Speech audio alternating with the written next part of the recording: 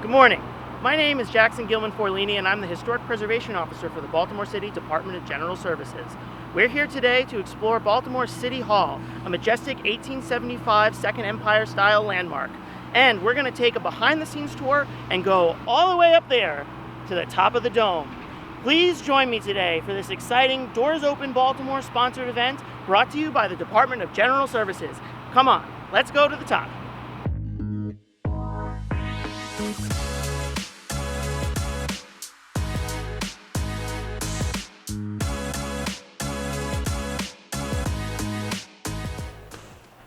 The City Hall was built in 1875, but really the inception or the idea to have a City Hall goes back much further to 1830, when the city purchased Rembrandt Peale's Museum of Fine Arts, just one block away from where we are right now. Of course, this was less than an adequate space for the City Hall of a major U.S. city. And so in the 1850s, a committee was formed in order to explore the possibility of constructing from the ground up a grand City Hall befitting Baltimore.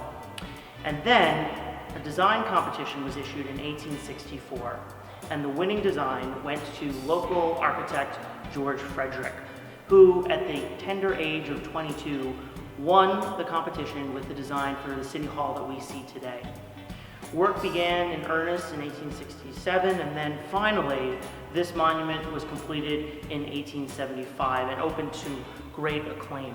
And ever since then, through the tireless efforts of each successive generation, it continues to stand, it continues to serve a functional use in addition to being a beautiful building.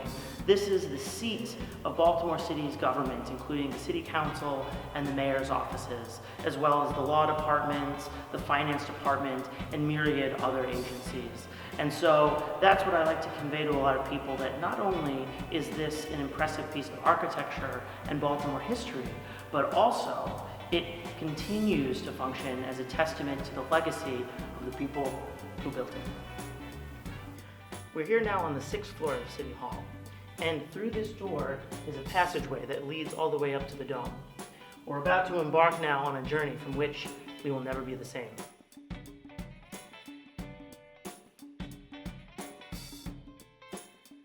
So we're halfway up now to the first level of the dome, and this very narrow corridor and stairway is actually built into the masonry of this giant cylinder that you see here made out of brick. This is very similar to the construction of medieval cathedrals and domes, like, for example, the Duomo in Florence. I wanted to point out this narrow window here, historically, would have been some of the only source of light, so it would have been very dark.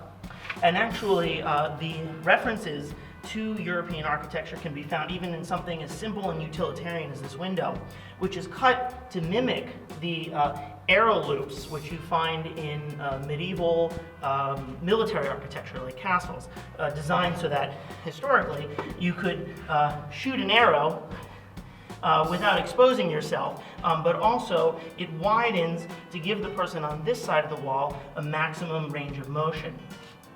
Of course, today it's purely a decorative head nod to the architecture of the past, but it's these kinds of little signals that connect us with the mind of the architect. It also shows, too, the somewhat incongruity between the older ornamental style of architecture and the newer technology of iron and steel that we'll see when we get to the top.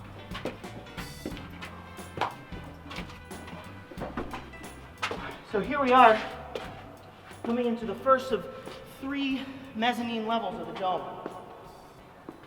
And it's here that we can see the full expression of the structural system which underpins this dome. The dome was built entirely out of cast iron, and so this was a very new building technology at the time that this was completed in 1875. Very similar in some ways to the structural system of the U.S. Capitol. This was intended to be a real showpiece, something that would signify to the people of Baltimore and to the world that this was a city that had come into its own.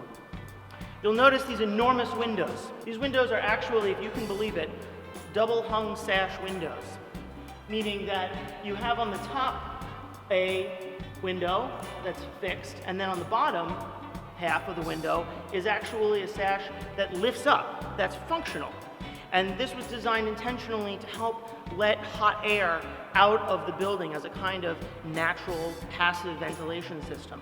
These windows are very likely original to the building's 1875 construction. They still work to this day. This was the building's natural passive air conditioning system. In the summer months, the workers could come up here and open these windows to allow hot air to escape through the dome. And they're still functioning. They're perfectly balanced with counterweights on either side of the window to allow a single person to be able to lift this massive 10-foot tall window, and which I'll demonstrate now.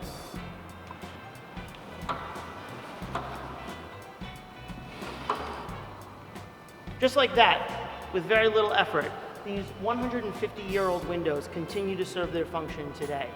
And we're very proud that these are perhaps some of the last original windows left in the building.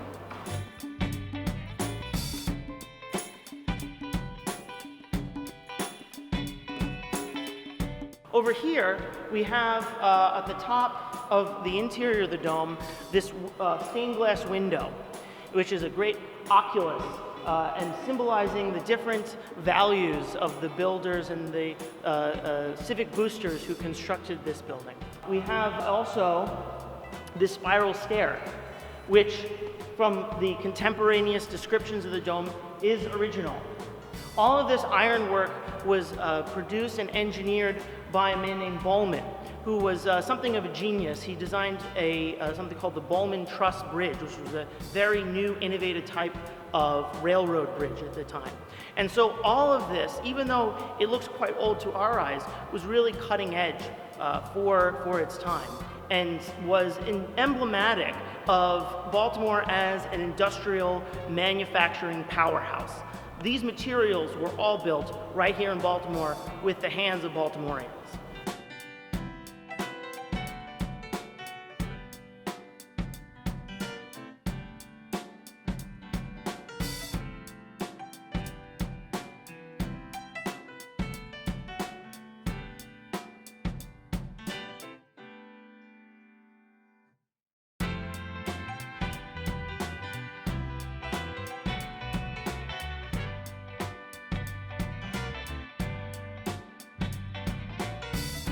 So here we are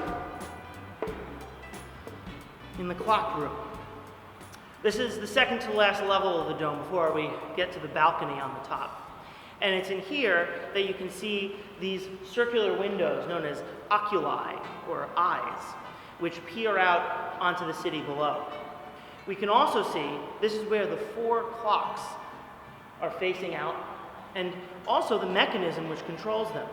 That the clocks of City Dome and its bell are controlled, all 4 of them, by a single mechanism right here in the center of the dome.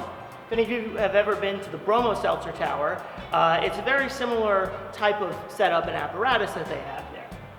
One clock turns here, and then these gears radiate outward to all 4 corners of the dome, controlling, over here, the clock face. Also from this level, we can see just how this dome is put together.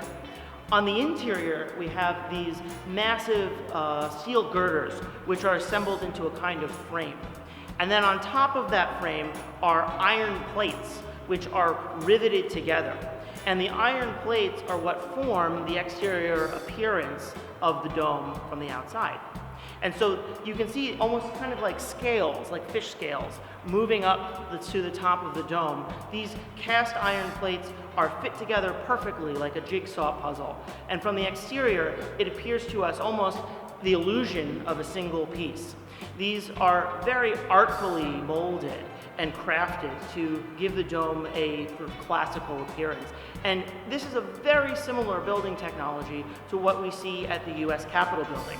Indeed, Baltimore City Hall was partially modeled after the Capitol building, or at least by its contemporaries compared to. Depending on which city you were from, one might have a little more pride for one building or the other.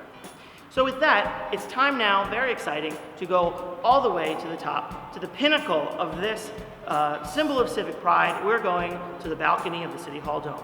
Welcome to the top. We made it all the way, almost 200 feet in the air, to the very top of the City Hall Dome. We're right here on the balcony that overlooks the entire city, a panoramic view of Baltimore. Above us is the bell. This is the bell tower, which rings every hour on the hour.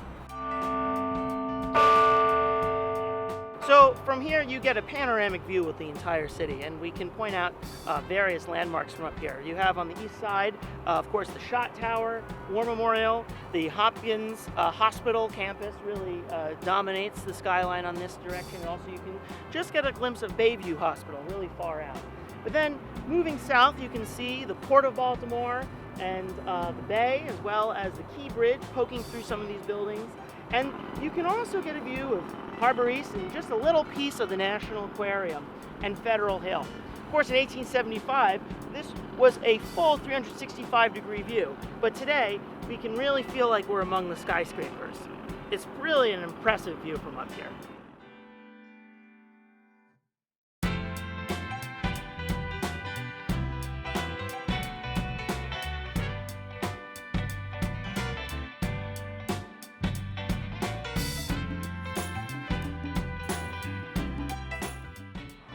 Of course, this building was also looked upon as well as looked out.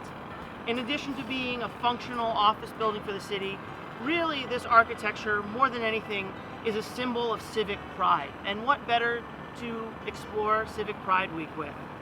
And in fact, to this day, it survives as a symbol of civic pride. The Department of General Services is so proud to be the stewards of this amazing landmark and to preserve it for many generations to come. And right now, we're busy doing an extensive restoration of the exterior stonework, moving on to the dome and to the roof within a few years. And together, we're going to keep this symbol of civic pride a viable, beautiful, functional building for many generations to come. Thank you so much for joining me, and I hope to see you again at one of our future videos. We are DGS, and this has been a presentation of Doors Open Baltimore. Thank you, and we'll see you next time.